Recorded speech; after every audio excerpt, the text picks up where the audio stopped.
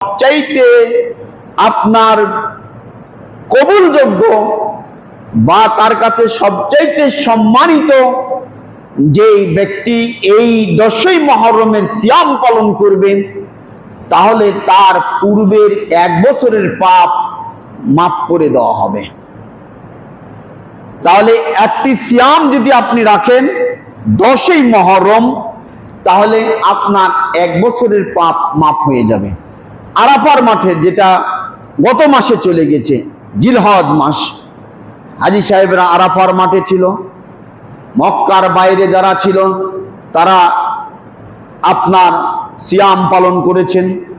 ওটি হলো 2 বছরের সিয়াম, পূর্বের এবং আগামী বছর 2 বছরের পাপ আপনার মাফ করে দেওয়া হয়। আর এটাতে শুধু হলো পূর্বের 1 বছরের, অর্থাৎ গত 1 বছরের পাপ আপনার মাফ করে দেওয়া হবে। হাদিসটি মুসলিম শরীফ। আল্লাহর নবী 10ই মুহররমের সিয়াম পালন করেছেন এবং এই সিয়ামের অভ্যাস করার জন্য ছোট ছোট বাচ্চাদেরকেও সিয়াম পালন করতে বলতেন। ওই বাচ্চারা সারাদিন না খাওয়ার কারণে তারা খাওয়ার জন্য একটু কান্নাকাটি যখন করতেন, তখন সাহাবীরা বলতেন যে আমরা ওদেরকে ওই তুলার পুতুল খেলাধুলার জন্য আমরা দিয়ে দিতাম, যে তারা খেলাধুলা করে দিনটা যেন পার করতে করতে ইফতারের সময় হয়ে যায়। হাদিসটি শুনে দেখুন। আন রাবি বিনতে মুআব্বাদ ইবনে আফরা, যেই আফরার ছেলে আবু জহেলের গর্দান শিরচ্ছেদ করেছিল, তারই একটি হাদিস। মুআব্বাদ قالت আরসালা রাসূলুল্লাহ সাল্লাল্লাহু আলাইহি ওয়াসাল্লাম গাদাতান আশুরা ইন্না কুরাল আনসারি। তিনি বলছেন যে আগামীকালকে আল্লাহর নবী আনসারদের কিছু গ্রাম ভিজিট করার জন্য তিনি লোক প্রেরণ করলেন। আল্লাতী হাওলাল মদিনাতে, যেটা মদিনার আশেপাশে। মান কানা আসবাহা সাইমান ফালিতুম সাওমাহু, মানে ওই দিনটা ছিল আশুরার দিনটায়। তো তিনি দেখছেন যে এলাকার লোকজন সিয়াম পালন করে কিনা, তাহলে বোঝা যায় যে শাসনকর্তা ধর্মচর্চা হচ্ছে কিনা এটাও দেখভাল করার যোগ্যতা রাখে বা তার দায়িত্ব এবং কর্তব্য। আল্লাহর নবী তাদেরকে এই সিয়াম পালন করেছে কিনা সেটাই তিনি দেখার জন্য লোকজন পাঠিয়েছেন। তো বলছে যে ব্যক্তি সিয়াম অবস্থায় সকাল করেছে ফালিতুম্মা সাওমাহু, সেই জন্য তার সিয়ামটা পূর্ণ করে ফেলে, ওই দিনটা যেন সিয়াম অবস্থায় কাটিয়ে দেয়।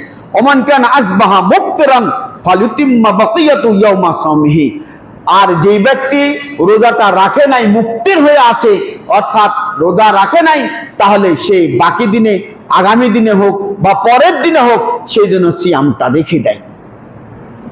তাহলে তিনি 2 শ্রেণীর লোককেই বললেন, যারা সিয়াম রেখেছেন তারা ভালো করেছেন, তাহলে সিয়ামটা পূর্ণ করে ভালো।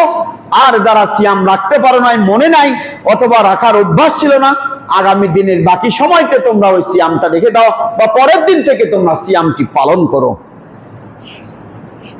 এরপরে ফাকুন্না বাদা যালিকা নাসুমু ওয়া নাসুমু সিবিয়ানা সিগার, বলছে যে ওই দিন থেকে তারপরে আমরা সিয়াম পালন করলাম। কারা বলছেন? সাহাবীরা বলছেন আমরাও সিয়াম পালন করলাম এবং আমাদের ছোট ছোট বাচ্চাদেরকেও সিয়াম পালন করতে আমরা উদ্বুদ্ধ করলাম। তাহলে এরকম বাচ্চা যারা আপনার এই 12 ঘন্টা বা 13 ঘন্টা এই সময়টুকু না খেয়ে থাকতে পারবে, এরকম সন্তানদেরকে, ধরে নেন বয়স হয়তো 8 থেকে 10 হতে পারে, 11, 12 হতে পারে, এরকম বাচ্চাদেরকে অভ্যস্ত করা। তার মানে হলো এটা থেকে অভ্যস্ত করলেই সে বড় হয়ে আর সিয়াম ত্যাগী হবে না। নামাজ ত্যাগী যেরকম হয়েছে ওরকম সিয়াম ত্যাগী হবে না। তাহলে সিয়াম যিনি রাখবেন তিনি আপনার নামাজও তিনি পালন করতে পারবেন বা আদায় করতে পারবেন।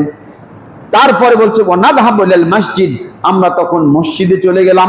ফানাজালু লাহুমুল লাউবাতা, আমরা তখন কি করলাম? মিনাল আহান, ওই তুলার পুতুলগুলি বাচ্চাদেরকে দিলাম, যে তারা ওই খেলাখেলি করে। ফাইদা বাকি আহাদুহুম আলা তুআম আতাইনাহুম ইয়াহা হাত্তা ইনদাল ইফতার, বাচ্চারা যখন কান্নাকাটি করতে লাগলো তখন আমরা ওই খেলনার পুতুলগুলি তাদেরকে দিতাম।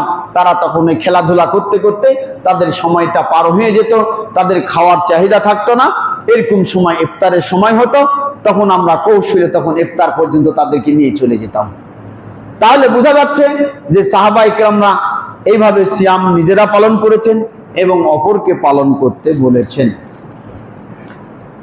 Thanks for watching.